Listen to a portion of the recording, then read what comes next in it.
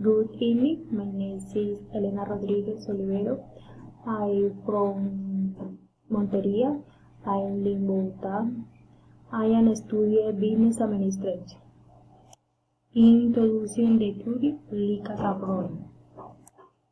The use of technology gives left positive and negative effects in work, class, and in our environment.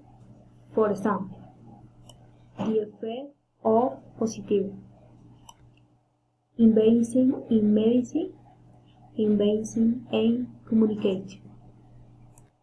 The negative effects are greenhouse reduce the emission of gases because it is affecting our ozone layer.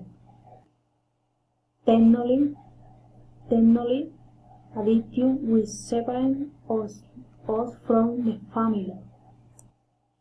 Climate change and the variation in climate.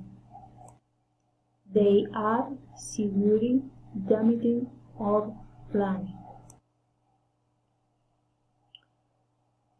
I am concerned about the fact that hunger and poverty has been climate change have excessively affected the most vulnerable communities on the planet.